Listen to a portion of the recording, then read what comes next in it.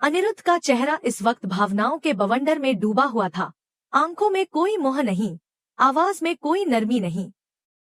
उसने अर्शी की ओर देखते हुए बेहद ठंडे लहजे में कहा, तुम्हारे ऊपर से मेरा दिल पूरी तरह उठ चुका है। अब तुम्हारे लिए मेरे मन में 1% भी विश्वास बाकी नहीं रहा। जो था वो सब खत्म हो चुका है। अर्शी के चेहरे का रंग एक पल में उड़ गया। उसकी आंखें अनिरुद्ध की बातों को समझने की कोशिश कर रही थी, लेकिन शब्द उसके जहन में हथौड़े की तरह बज रहे थे। अनिरुद्ध ने आगे कहा, मेरा दिल अब किसी और के पास है आर्शी। तुम तो खुद ही सिद्धार्थ के पास चली गई थी। अब बताओ, क्या तुम्हें उसने छोड़ दिया या तुमने खुद उसे छोड़ दिया?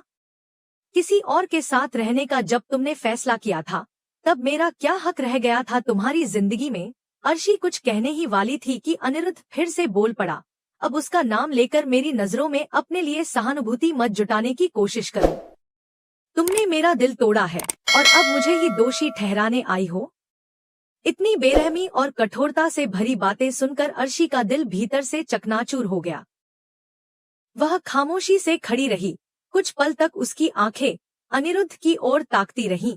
फिर धीरे से बोली, अगर तुम्हारी यही मर्जी है अनी, तो मैं यहाँ से चली जाऊंगी। मैं कभी तुम्हारे रास्ते में नहीं आऊंगी। लेकिन तुम ये मत भूलना कि मैं कभी बेवफा नहीं थी।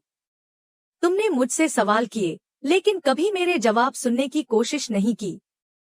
इतने में वहीं खड़ी सृष्टि, जो अब तक सब कुछ चुपचाप देख और सुन रही थी, अचानक आगे बढ़कर अनिरुद्ध से बोली, अनी, एक बार आर्शी की हालत देखो। क्या तुम नहीं देख सकते कि वह किस दर्द में है? क्या तुम्हें यह दिखाई नहीं देता कि वह पूरी तरह टूट चुकी है? अगर तुमने उसे ऐसे ही छोड़ दिया तो वह कुछ भी कर सकती है। वह अपनी जान भी ले सकती है। क्या तुम इस बात की जिम्मेदारी ले सकोगे? अनिरुद्ध ने सृष्टि की बातों को जैसे अनसुना कर दिया। वह एकदम शांत मगर दृढ़ था। उसका चेहरा भावशून्य था, जैसे हर भावना उसने कहीं दूर छुपा दी हो। अर्शी उसकी ओर देखती रही, उसकी उम्मीदें टूटती रहीं। अंततः वह पीछे मुड़ी और अपनी माँ के साथ घर से बाहर चली गई। हर कदम पर उसका दिल और भारी होता जा रहा था। घर से निकलते ही अर्शी की आंखें भर आईं। उसका दिल बिखर चुका था। उसकी माँ ने उसका हाथ थामने की कोशिश की, लेकिन अर्शी ने खुद को समेटे रखा, जैसे वह टूटकर भी खुद को समेटे रखना चाहती हो। इतने में सृष्टि बाहर आई और सीधे अर्शी के पास पहुंचकर बोली, देखो अर्शी, अगर अब भी तुमने कुछ नहीं किया तो यह मौका हाथ से चला जाएगा। यह वही समय है जब तुम खुद को साबित कर सकती हो। अगर तुमने आज चुप्पी साध ली तो शायद अनिरुद्ध को हमेशा के लिए खो दोगी। अर्शी ने सृष्टि की बात सुनी, लेकिन वह इतनी टूटी हुई थी कि सोच पाने की ताकत भी नहीं बची थी। उसकी आंखों में बेबसी थी, पर दिल में अब भी कहीं एक कोना था जो अनिरुद्ध की ओर खिंच रहा था। अर्शी की माँ ने सृष्टि से कहा, बेटा, तुम सही कह रही हो, लेकिन अर्शी की हालत देखो। वह इस वक्त बहुत नाजुक दौर से गुजर रही है। जरा सी बात उसका संतुलन बिगाड़ सकती है। इस पर सृष्टि ने कहा, मौका बार बार नहीं आता।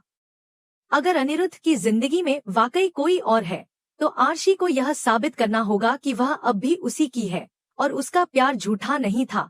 सृष्टि की बातों ने अर्शी के दिल में कहीं न कहीं हलचल जरूर पैदा की, लेकिन वह कुछ बोले बिना कार में बैठ गई। उधर अनिरुद्ध अपने कमरे में बैठा था, लेकिन उसका चेहरा भी शांत नहीं था। भले ही उसने बाहर से खुद को कठोर दिखाया हो, अंदर से वह खुद भी तूफान में घिरा हुआ था। उसकी आंखें कभी मोबाइल की स्क्रीन पर टिकतीं, कभी दरवाजे की ओर। शायद दिल का कोई हिस्सा अब भी अर्शी की बातों से हिल गया था, लेकिन वह अपनी भावना को जाहिर नहीं करना चाहता था। वह अब भी खुद को सही साबित करने की जिद में था।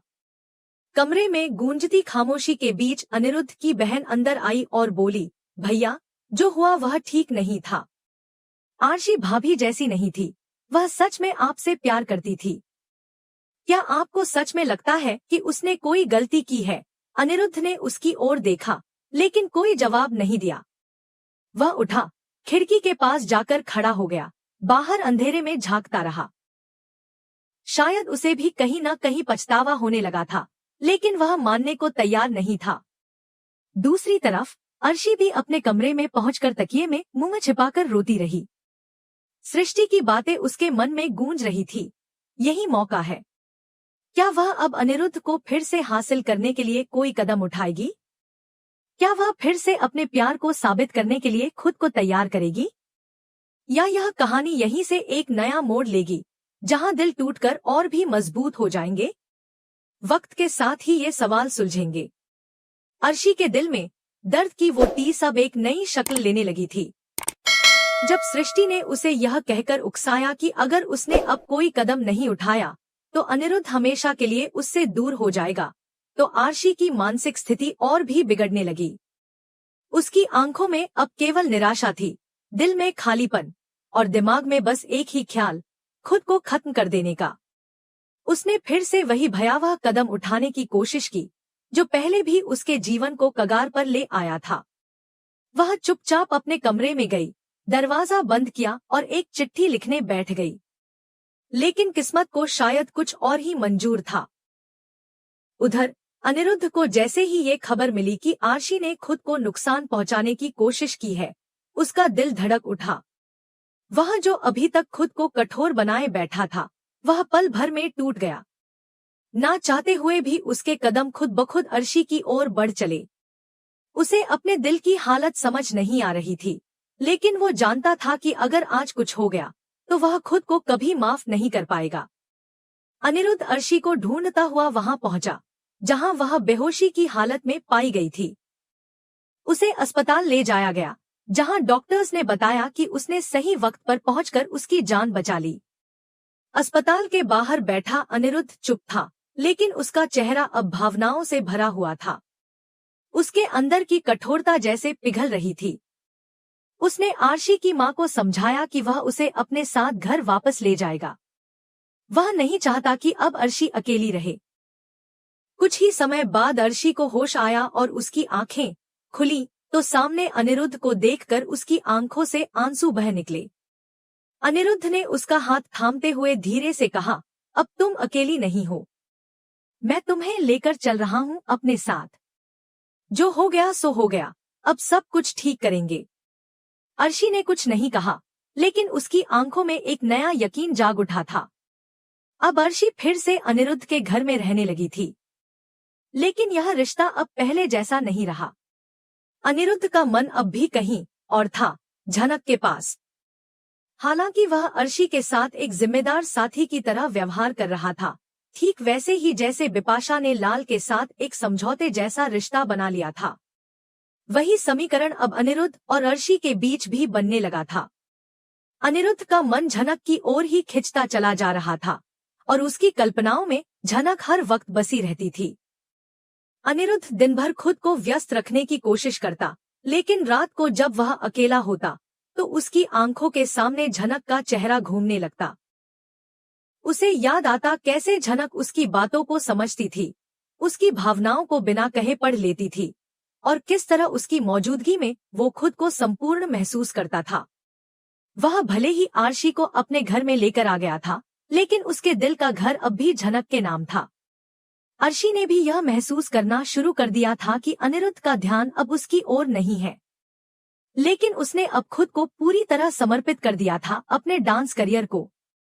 उसने एक बार फिर से मंच की ओर रुख किया और अपने पुराने गुरु के पास जाकर ट्रेनिंग शुरू की।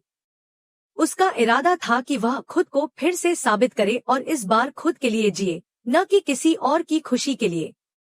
उसकी डांस परफॉर्मेंस में अब दर्द की वो परछाइयां शामिल थी जो उसे एक गहराई देती थी और लोगों को उसकी कला में डूबा देती थी।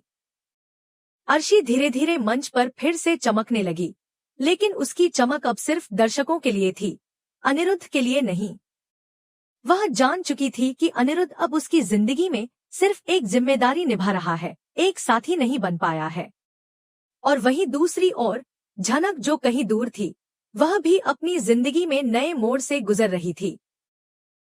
उसकी भी दुनिया बदल रही थी, लेकिन शायद अनिरुद्ध की यादें अभी तक उसके दिल के किसी कोने में जिंदा थी। अब वक्त था उस टकराव का जो तय था, अनिरुद्ध और झनक का आमना सामना। एक ऐसी मुलाकात जो अतीत को फिर से खंगालेगी, अधूरे सवालों के जवाब मांगेगी और शायद एक नई राह की ओर इशारा करेगी। अनिरुद्ध के जीवन में अब सब कुछ उलझ गया था।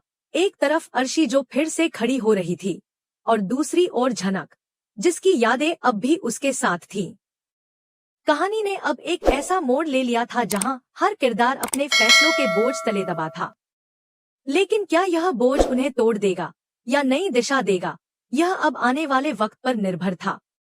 क्योंकि जहां एक और अर्शी फिर से जीने की कोशिश कर रही थी, वहीं अनिरुद्ध अब भी अपनी भावनाओं की सच्चाई से भाग रहा था। और झनक, वह अब भी कहीं अनदेखी राहों में थी, मगर उसकी छाया अब भी अनिरुद्ध के साथ चल रही थी।